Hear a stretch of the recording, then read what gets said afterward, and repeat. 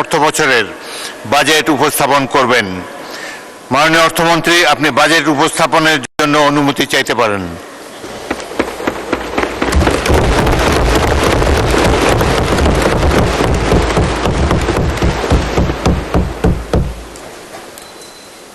ধন্যবাদ মাননীয় স্পিকার। আমি আমির খসরু মাহমুদ চৌধুরী, অর্থমন্ত্রী 2025-26 অর্থবর্ষের সম্পূরক বাজেট এবং 2026-27 অর্থবর্ষের প্রস্তাবিত বাজেট এই মহান সংসদে উপস্থাপনের জন্য অনুমতি প্রার্থনা করছি। আপনাকে ধন্যবাদ মাননীয় স্পিকার। অনুমতি দেওয়া হলো। মাননীয় অর্থমন্ত্রী, আপনি বাজেট উপস্থাপন করুন।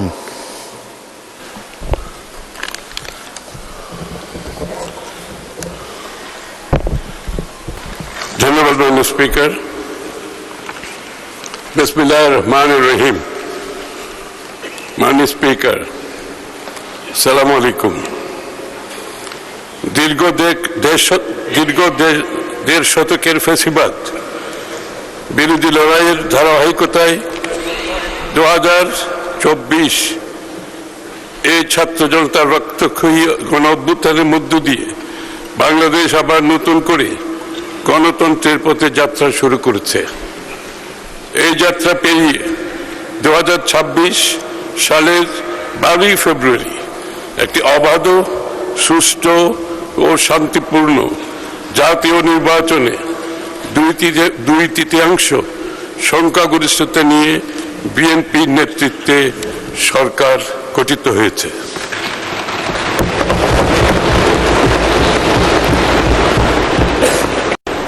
সরকারের অর্থমন্ত্রী হিসাবে দায়িত্বপ্রাপ্ত হয়ে আমি আজ এই মহান সংসদে আমাদের প্রথম বাজেট প্রস্তাবনা উত্থাপনের জন্য দাঁড়িয়েছে মাননীয় স্পিকার। শুরুতেই বিনম্র শ্রদ্ধার সাথে স্মরণ করছি মহান মুক্তিযুদ্ধের বীর শহীদদের এবং নির্যাতিত নারী সহ সকল আত্মত্যাগী মানুষদের। একই সাথে স্মরণ করছি স্বাধীনতার পর থেকে আজ পর্যন্ত গণতন্ত্র প্রতিষ্ঠায় দীর্ঘ সংগ্রামে আত্মদানকারী সকল শহীদ এবং গুম, খুন, হামলা, মামলা ও গুলিবর্ষণের শিকার সকল আহত যোদ্ধাকে, যাদের আত্মত্যাগ আমাদের জাতীয় জীবনে গণতন্ত্র, অধিকার ও নতুন আশার দিগন্ত উন্মোচন করতে। মাননীয় স্পিকার,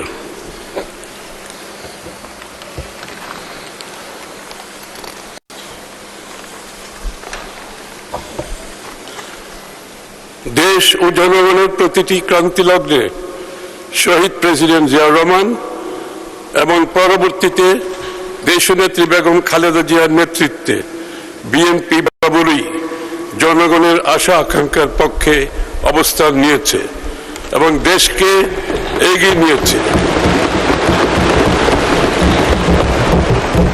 বিগত দেড় দশকের বেশি সময় ধরে জেকে বসা ফ্যাসিবাদ শাসনের বিরুদ্ধেও এদেশের মানুষের দীর্ঘ সংগ্রামে নেতৃত্ব দিয়েছে বিএনপি। 2016 সালের ভিশন 2030, 2022 সালের রাষ্ট্র মেরামতের 27 দফা এবং 2023 সালের যুগপৎ আন্দোলনের 31 দফার ভিত্তিতে বিএনপির নেতৃত্বে যে আন্দোলন গড়ে উঠেছে, সেটি ফ্যাসিবাদ বিরোধী গণ অভ্যুত্থানের জমিন তৈরি করেছে। এই জমিনের উপর দাঁড়িয়েই সংগঠিত হয়েছে 2024-এর ঐতিহাসিক ছাত্র জনতার গণ অভ্যুত্থান। মাননীয় প্রধানমন্ত্রী তারেক রহমানের নেতৃত্বে রাজনীতি ও রাষ্ট্র ব্যবস্থার সংস্কার, মেরামত ও রূপান্তরের 31 দফার পথ ধরে বিএনপি গণ অভ্যুত্থানের আকাঙ্ক্ষাকে ধারণ করে আরো সম্প্রসারিত প্রস্তাব জুলাই জাতীয় সনদে উপস্থাপন করেছে। আমরা যে জুলাই জাতীয় সনদ স্বাক্ষর করেছি, সেটা অক্ষরে অক্ষরে বাস্তবায়ন করার ঘোষণাও ইতিমধ্যে তিনি জাতির সামনে দিয়েছেন।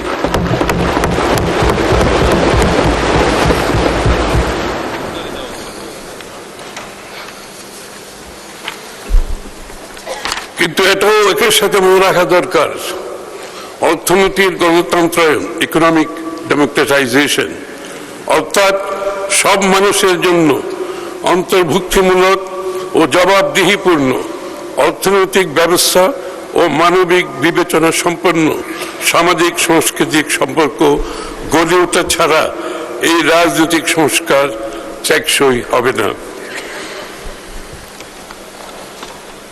মানুষের জন্য নিরাপদ, সমৃদ্ধ, মর্যাদাশীল জীবন নিশ্চিতকরণে সরকারের অভিপ্রায়ের একটি প্রতিফলন। মাননীয় স্পিকার, আগেই উল্লেখ করেছি, ফ্যাসিবাদী শাসনামলে অর্থনৈতিক নীতি পরিকল্পনায় বৃহত্তর জাতীয় স্বার্থকে জলাঞ্জলি দিয়ে ক্ষুদ্র দলীয় ও গোষ্ঠীগত দুরভিসন্ধি ছিল প্রধান প্রবণতা। ফলে একদিকে দেশের খেটে খাওয়া মানুষের কষ্টার্জিত অর্থ সম্পদ দুর্নীতি দুর্বৃত্তায়নের মাধ্যমে মুষ্টিমেয় লুটেরাদের হস্তগত হয়েছে এবং বিদেশে পাচার করা হয়েছে। অন্যদিকে সামষ্টিক অর্থনৈতিক ব্যর্থতাগুলোকে ঢাকা হয়েছে মিথ্যা পরিসংখ্যান ও কথার ফুলঝুরি দিয়ে। ফলে কাঙ্ক্ষিত রাষ্ট্র গঠনের মূল চালিকা শক্তি অর্থাৎ অর্থনৈতিক ইঞ্জিন বিগত ১.৫ দশকের বেশি সময় ধরে ক্রমেই দুর্বল হতে হতে একেবারে ধ্বংস হয়েছে। আমরা সেই ধ্বংসস্তূপের মধ্যে থেকেই নতুন যাত্রার প্রতিশ্রুতি বাস্তবায়ন করতে চাইছি। আমাদের স্পিকার, নির্বাচনী ইশতেহারে আমরা গণতন্ত্র, জবাবদিহিতা, সুশাসন, ন্যায়ভিত্তিক উন্নয়ন এবং অর্থনৈতিক সুযোগের বিস্তারের উপর জোর দিয়ে একটি মানবিক, গণতান্ত্রিক, কল্যাণমুখী বাংলাদেশ গড়ে তোলার রূপরেখা উপস্থাপন করেছিলাম। সরকার গঠনের পর দ্রুততম সময়ের মধ্যে সেই লক্ষ্যে আমরা ইতিমধ্যে কাজও শুরু করেছি। বাজেট হয়ে গেল, নতুন সরকারের প্রথম বাজেট। নতুন সরকার ক্ষমতায় আসার ৩.৫ মাসের মধ্যেই তাদেরকে বিশাল বড় এবং বাংলাদেশের ইতিহাসের সবথেকে বড় বাজেট দিতে হলো। বাজেটকে অনেকে স্বপ্নবিলাসী বলছেন, কল্পনাবিলাসী বলছেন, অনেকে প্রশংসা করছেন। এটাই স্বাভাবিক। কোনো একটা সরকার বাজেট দিলে তার পক্ষে এক দল বলবে, বিপক্ষে এক দল বলবে। সরকারের পক্ষের লোকজন বাজেটকে শুভেচ্ছা জানিয়ে মিছিল করবে, বিরোধী পক্ষ বাজেটের সমালোচনা করে তীব্র আন্দোলন করবে। এরকমটা আমরা দেখে আসছে। সেখানে ব্যতিক্রম কিছু হওয়ার সম্ভাবনা নেই। কেমন হলো আদতে বাজেট? প্রায় ৯.৫ লাখ কোটি টাকার এই যে বাজেট, অবশ্য এই বাজেটকে কেন্দ্র করে আমরা সংসদের মাননীয় তথাকথিত এমপির এরকম বক্তব্যও শুনেছি যে এটা অনেক টাকা হয়ে গেছে, ৬০০ কোটি টাকা কিংবা ৬,০০০ কোটি টাকা হলে ভালো হতো। এরকম আবালদের ভোট দিয়ে আমরা সংসদেও পাঠিয়েছি। সে ভিন্ন আলোচনা।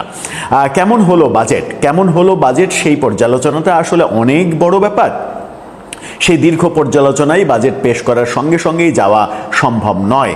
আজকে যে আলোচনাটা আমরা করতে চাই সেটা হচ্ছে যে বাজেটের প্রেক্ষাপটে কোন কোন জিনিসের দাম কমছে, কোন কোন জিনিসের দাম বাড়ছে, বাজেটে বিশেষ কোন দিকগুলো নিয়ে বিশেষ করে মূল্যের দিক থেকে দ্রব্যমূল্য ব্যাপার রয়েছে। দ্রব্যমূল্য কমবে এরকম আশা করা হচ্ছে।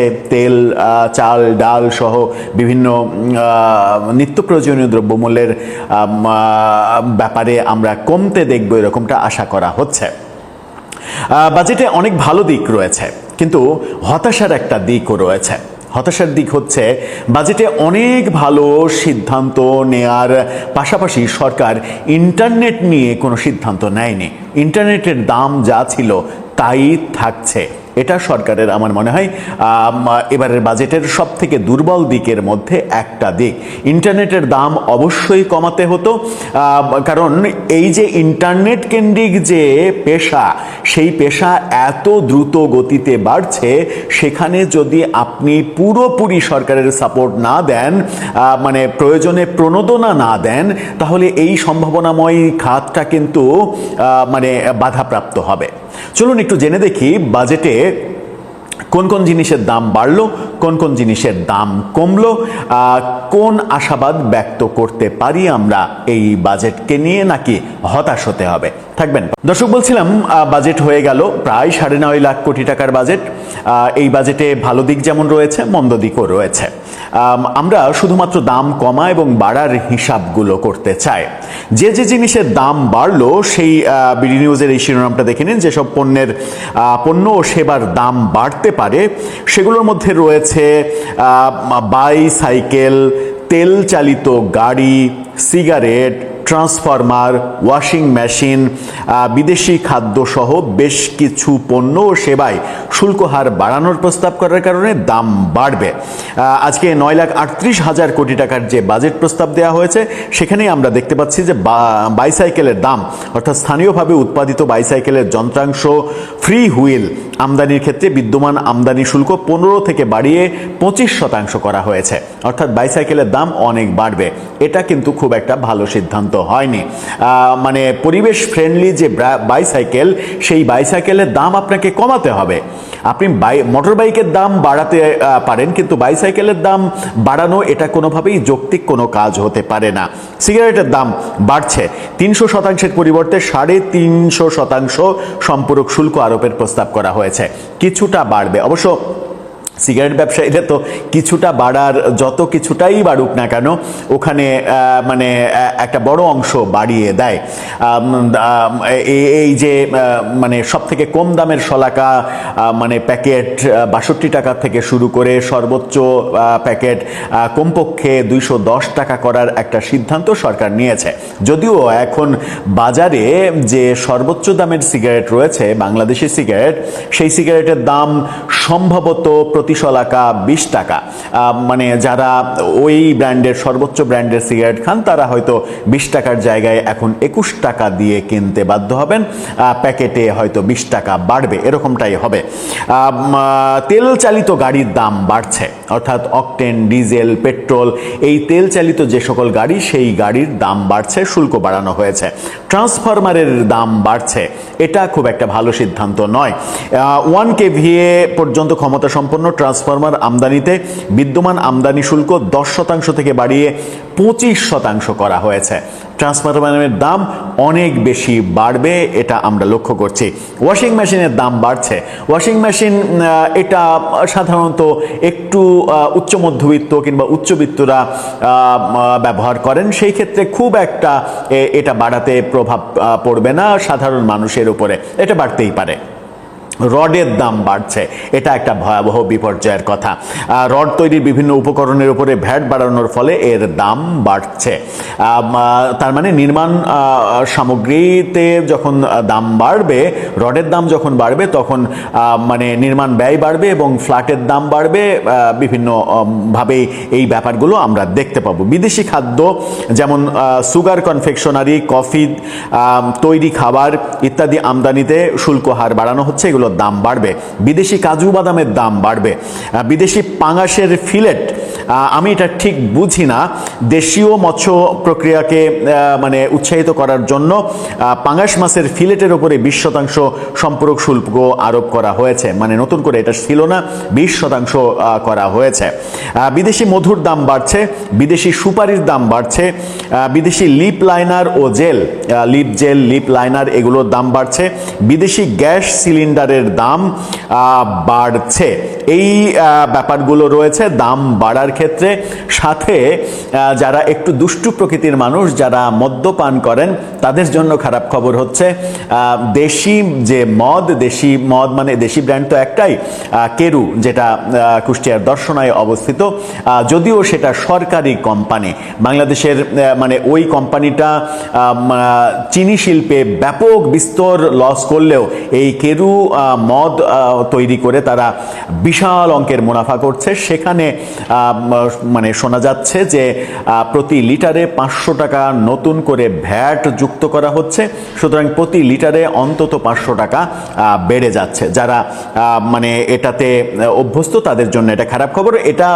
এটা নিয়ে আবার এরকম ট্রলও হচ্ছে সামাজিক যোগাযোগ মাধ্যমে যে বাংলাদেশে বিচি শিল্পকে উৎসাহিত করার জন্য, কিংবা ওই চুয়ানি শিল্পকে উৎসাহিত করার জন্য, কিংবা গাঁজা শিল্পকে উৎসাহিত করার জন্য এই মদের দাম বাড়ানো হচ্ছে, যেন যারা ইয়াবা ব্যবসা করে, বিচি ব্যবসা করে, তারা যেন ফুলে ফেপে উঠতে পারে। এরকম সমালোচনাও আমরা দেখছি। অন্যদিকে যে সকল দাম মানে আমরা দেখছি যে কমছে, সেই কমার দিকে যদি দৃষ্টি দিই তাহলে সেখানে কিছু সুখবর আছে। যেমন বললাম, ইন্টারনেটের দাম বাড়ছেন মানে কমছে না, এটা একটা খারাপ খবর। অবশ্যই এটা বাজেটে রিভিউ করতে হবে এবং ইন্টারনেটের দাম কমাতে হবে। কিন্তু সেই ক্ষেত্রে একটা ভালো খবর আছে, প্রফেসর ইউনূসের আমলে কম্পিউটার জগতে যে অস্থিরতা তৈরি হয়েছিল, সেই অস্থিরতা এবার বোধহয় থামছে। প্রফেসর ইউনূসের আমলে 10,000 12,000 টাকার একটা হার্ড ডিস্কের দাম 60,000 65,000 টাকা হয়েছিল। যারা মানে কম্পিউটার একটা কিনতে যাবেন, যে টাকায় একটা পুরো কম্পিউটার হয়ে যায়, একটা ডেস্কটপ কম্পিউটার হয়ে যায়, সেই টাকা খরচ করতে হচ্ছিল বিগত 1.5 বছরে 2 বছর ধরেই একটা হার্ড ডিস্কের পেছনে। ব্যক্তিগতভাবে আমিও এটার মুখোমুখি হয়েছি। যে হার্ড ডিস্ক 6 মাস আগে ওই সরকার আসার পরপরই যে হার্ড ডিস্ক কিনেছি আমি 12-13 হাজার টাকায়, সেই হার্ড ডিস্ক পরবর্তীতে দেখেছি যে 60-65 হাজার টাকা দাম, যেটা এখনো বিদ্যমান, সেই দামটা কমছে। এটা একটা সুখের খবর। চলুন কি ব্যাপারে দাম কমছে একটু আমরা জেনে দেখি। কিডনি ডায়ালিসিস ফিল্টার আমদানিতে শুল্ক কমানো হচ্ছে, কিডনি চিকিৎসাতে দাম কমবে। হার্টের রিং বসানোতে সেখানে প্রায় 20% শুল্ক কমানো হচ্ছে। ধারণা করা হচ্ছে যে অন্তত প্রতিটি রিংয়ের ক্ষেত্রে কমপক্ষে 20,000 টাকা কমবে। এটা একটা ভালো দিক। মানে 20% না, 10% ভ্যাট প্রত্যাহার করা হচ্ছে, সেই কারণে 20,000-এর মতো টাকা কমবে এরকমটা ভাবা হচ্ছে। এছাড়া চোখের প্রতিটা ইন্ট্রাকুলার লেন্সের দাম কমে যেতে পারে 5,000 টাকার বেশি। অর্থাৎ চোখের যে লেন্স লাগানো হয়, সেই লেন্সের উপরে শুল্ক কমানো হচ্ছে, সেখানেও দাম কমবে। বিশেষ চাহিদা সম্পন্ন ব্যক্তিদের ব্যবহারের জন্য আমদানি করা 15টি পণ্যের অগ্রিম আয়কর হার 2% থেকে 1% করা হচ্ছে। সেই কারণে বিশেষ চাহিদা সম্পন্ন ব্যক্তিদের ব্যবহার্য সমস্ত জিনিসের দাম কমবে। স্বর্ণ এবং স্বর্ণালঙ্কারের দাম মানে সেটা দিয়ে তৈরি করা দ্রব্যাদির দাম কমছে, সেখানে শুল্ক কমানো হচ্ছে। ইলেকট্রিক বাস, ট্রাক আমদানি, ইলেকট্রিক চার্জিং স্টেশন, এইগুলোর দাম কমছে। অর্থাৎ ইলেকট্রিক বাস কিংবা ইলেকট্রিক যানবাহনকে উৎসাহিত করার চেষ্টা করছে সরকার। কম্পিউটারের যত কিছু আছে, computer, printer, desktop computer, laptop computer, SSD সহ সব কিছুর ওপরে যে মানে শুল্ক ছিল, সেই শুল্ক পুরোপুরি মানে একটা জায়গায় প্রিন্টারের ওপরে 5% থেকে 2% নামানো হয়েছে। অন্যদিকে আমরা দেখছি যে laptop, desktop, computer server, computer printer, computer monitor আমদানির ক্ষেত্রে সমুদয় আমদানি শুল্ক, রেগুলেটরি শুল্ক, সম্পূরক শুল্ক ও ভ্যাট প্রত্যাহারের প্রস্তাব করা হয়েছে। অর্থাৎ কম্পিউটার সামগ্রীর দাম ব্যাপক হারে কমবে, এসএসডির দামও কমবে। এটা একটা ভালো খবর। মোবাইলের সিমের দামের উপরে যে 300 টাকা সিম ট্যাক্স ধার্য করা হয়েছিল, সেটা প্রত্যাহার করা হয়েছে। অর্থাৎ এখন ইচ্ছা করলে মোবাইল কোম্পানিগুলো বিনা পয়সায় সিম কার্ড দিতে পারবে। অবশ্য সেখানে 15 টাকা যোগ হবে, প্রতি 100 টাকায় 15% ভ্যাট যুক্ত করা হয়েছে। অর্থাৎ মোবাইল কোম্পানি যদি সিম 20 টাকায় দিতে চায়, তাহলে সেটা হয়তো 22, 23, 25 টাকায় আপনি সিমটা পেয়ে যাবেন। সরকার যে 300 টাকা নিচ্ছিল সেই 300 টাকা আর নেবে না। এখানে দেখা যাচ্ছে আরও কিছু ব্যাপার। Point of sales POS machine আমদানির ক্ষেত্রে দাম কমছে, সিনথেটিক ওভেন ফেব্রিক্স আমদানিতে দাম কমছে, ফ্যাক্টরি সিমেন্ট শিল্পের প্রধান কাঁচামালের দাম মানে শুল্ক কমানো হচ্ছে, দাম কমছে। ডিটারজেন্ট উৎপাদনকারী শিল্পের অন্যতম প্রধান কাঁচামাল, সেটার উপরে শুল্ক কমছে, সুতরাং ডিটারজেন্টের দাম কমবে। দেশীয় ফ্লোট গ্লাস উৎপাদনকারী প্রতিষ্ঠানের 5টি কাঁচামাল আমদানিতে সেখানে শুল্ক কমছে, গ্লাসের দাম কমবে। টায়ার টিউব উৎপাদনকারী অর্থাৎ টায়ার টিউবের দাম কমবে। স্থানীয় স্কিন কেয়ার ও বিউটি প্রোডাক্ট উৎপাদন শিল্পের 2টি কাঁচামাল আমদানিতে 30% যে শুল্ক দিতে হতো সেটা 10% দিতে হবে, সেই বিউটি প্রোডাক্টের দাম অনেক কমে যাবে। স্থানীয় কফি প্রক্রিয়াজাতকরণ শিল্পের কাঁচামাল হিসেবে যেগুলো আসতো তার উপরে শুল্ক কমানো হয়েছে, সেগুলোর দাম কমবে। সৌর বিদ্যুৎ খাতের উপকরণ সমূহ আমদানিতে প্রযোজ্য আমদানি শুল্ক, রেগুলেটরি শুল্ক সহ সব শুল্ক মানে শূন্য করা হয়েছে, সেখানেও ব্যাপক দাম কমবে। এই সিদ্ধান্তগুলোর পাশাপাশি আমরা আরও যেগুলো দেখছি, আপনারা এক নজরে একটু এই ফটোকার্ডটা দেখে নিতে পারেন।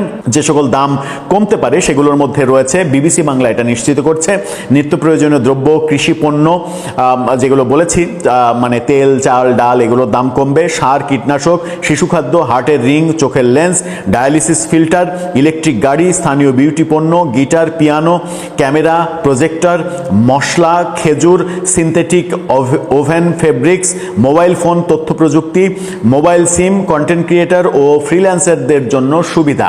এই ব্যাপারগুলো পজিটিভ বাজেটে বলা হচ্ছে। এই ব্যাপারগুলো যখন বলা হচ্ছে তখন আরেকটা সিদ্ধান্ত এই বাজেটে ঘোষণা করা হয়েছে, এই খবরটা দেখে নিন। সেখানে বলা হচ্ছে বয়স্কদের জন্য ট্রেনের ভাড়া ফ্রি, মেট্রো রেলে 25% ছাড়, অর্থাৎ যার বয়স 65 বছর 65+ তারা সরকারের ট্রেন ভ্রমণে আর কোনো টাকা দিতে হবে না এবং মেট্রো রেল ভ্রমণে তারা 25% ডিসকাউন্ট পাবেন। এটা একটা ভালো সিদ্ধান্ত, প্রবীণদের জন্য এই সুবিধাটা প্রয়োজন ছিল, এটাও একটা ভালো সিদ্ধান্ত হয়েছে। মোটামুটি বাজেটে বেশ কিছু সুখবর আছে।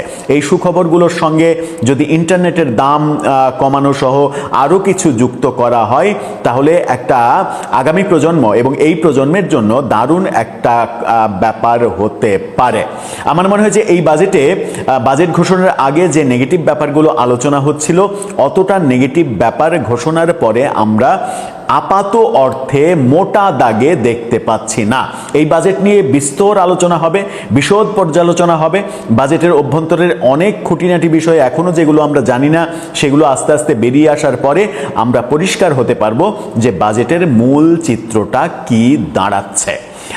দর্শক, আপনার মতামত এই ব্যাপারে জানিয়ে লিখতে পারেন আমাদের কমেন্ট বক্সে।